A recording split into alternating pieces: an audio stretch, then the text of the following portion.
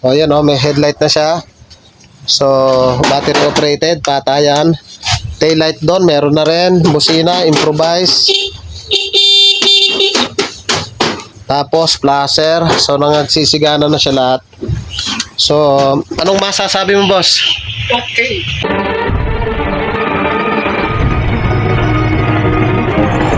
Kumusta kayo mga padreng? At welcome back na naman sa ating channel. May dinala rito. Maton 125 na. 150. Maton 150. Ang issue ng motor ni boss, wala namang sira. Nagpalagay daw sila ng ilaw na malakas dito. Ayan, tinanggal na nila. Nung nagpalagay sila ng ilaw, nagkandaloko-loko na, nangasunog na, nagpalit na ng sian, tapos ayaw na rin gumana, ayaw na rin mamatay.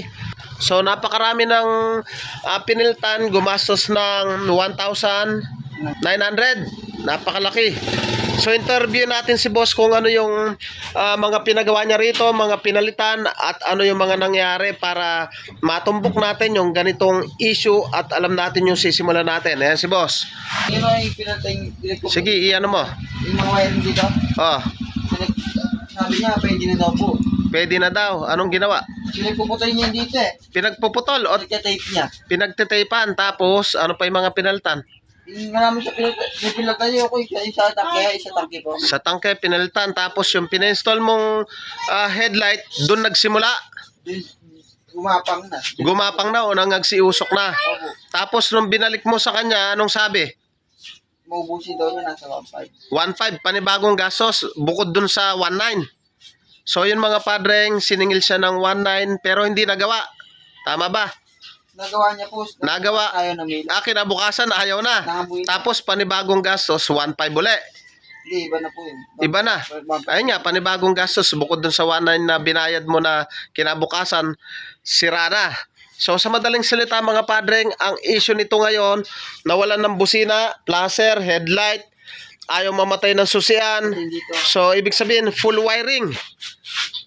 Wala lahat, ibig sabihin.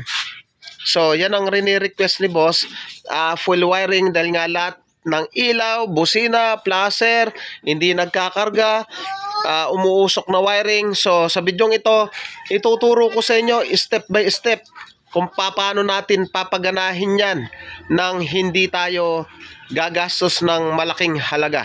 So dito mga padreng, napansin ko, dito galing stator, putol na yung kanyang wire, tapos tingnan nyo, ito yung CDI dito tinago, puro na lang tape, putol-putol yung mga wiring. So ang sisimulan na muna natin dito sa kanyang stator, yung kulay pink at yellow.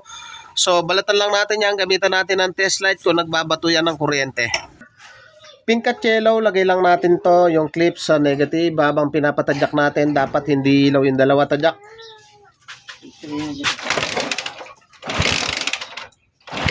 Okay, lagay natin dito, yung kabilang terminal dapat iilaw.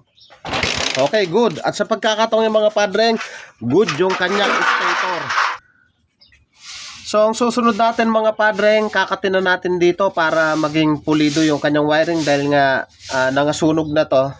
So magre-rekta na tayo, color coding. Sunod naman natin mga padreng, from stator to regulator, check natin kung may putol. Pink wire, tadyakan natin, dapat iilaw para mapatunayan natin good. Sige, tadyak. Okay, good. Sa pagkakataong yan, good yung stator, good yung wiring, at pwede na natin ibalik dito sa kanyang regulator. Tapos sunod natin dito, dapat maglalabas yan ng positive supply. So sunod natin mga padreng, dito sa fuse box, nakabitan natin regulator, dapat maglalabas ito ng positive supply. Okay, tadyak. Oops, okay. At sa pagkakataong yan mga padreng, mapapansin nyo, ayaw maglabas ng positive supply. So ang gawin natin, tanggalin natin dito yung kanyang fuse box. Ayan. So naka-negative yung clip, patadyak natin, dapat iilaw. At sa pagkakataon yung mga padreng, wala pa rin, kumpirmado, hindi magkakarga yung motor ni boss. Dito pa lang may problema na. Ang gagawin natin, babalik tayo sa regulator. At dito mga padreng, dahil di naglalabas dun sa kanyang terminal ng positive. So dito tayo sa regulator, yung kulay red wire, tanggalin natin to. Dapat ito, pag tinadyakan natin, maglalabas yan ng positive supply. Naka-negative lang yung ating clip. Yan. Tapos patadyak natin kay boss, dapat ito iilaw. Sige, tadyak. Oops. At sa pagkakataong yung mga padreng, ayaw pa rin umilaw. So yung mga padreng sinasabi ni boss, bago lang yung regulator pero hindi naglalabas ang positive supply, ginawa natin, nagpalit na tayo ng regulator dahil nakonfirma natin na sira yung kanyang regulator. Ngayon in-install ko muna yung tatlo, ground, charging, tsaka yung lighting. Dapat to maglalabas yung red wire kapag tinadyakan natin. So kanina, hindi umiilaw pag tinatadyakan, ngayon pakitadyak mo. Okay. Sandali. Sige. Ayan o. At sa pagkakataon yung mga padreng, nasolusyonan na natin yung supply ng kuryente. Pwede na nating install dito at itap. Palit na tayo, kabibili lang nun pero sira pala. So sunod natin dito sa kanyang fuse box. Dapat to, kanina walang supply to. Pag tinadyakan natin to, dapat to iilaw. Pakitadyak mo. Dapat iilaw. Oy, konfirmado. Sige, isa pa.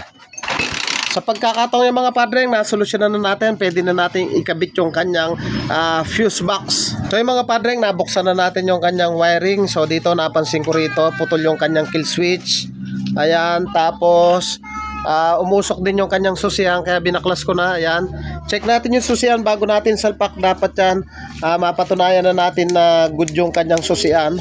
So yung red wire, lagay lang natin sa positive, yung clip nasa negative. Pag switch natin, hawakan mo. Pag sinabi kong on. So red wire, on. Okay, good. Sunod natin yung kill switch, yung ground. Sundutin natin, okay. Off. Pag naka-off, nakailaw siya. So good yung susian bago natin salpak. Dapat good yung materyales. Ang issue nito, ayaw mamatay dun sa kanyang susian. So naayos na rin natin yung headlight, nagawa na ng paraan. Yung handle switch niya, baliktaran, grounded siya, ginawa ko na rin ng paraan. Hindi ko na naibidyo, nalobat yung ating cellphone. Pero ang importante dyan, yung tutorial natin do sa stator to regulator, nagkakarga na siya. So ito yung ginawa natin na mga improvise. O yan o, may headlight na siya. So battery operated, patayan. Taillight doon, meron na rin. Busina, improvise. Tapos flasher. So nangagsisigana na siya lahat. So anong masasabi mo, boss? Okay. Okay daw. Dayo from Plaza Toda. Okay na yung motor ni boss. Mga padreng, kung nais yung magpagawa at nagbataan lamang po kayo, pwede po kayo sumadya dito sa ating shop. At dito lamang yan sa Pulo, Hermosa, Bataan at tabing tulay lang po tayo mismo. Thank you po sa inyo. God bless at mabuhay po kayo.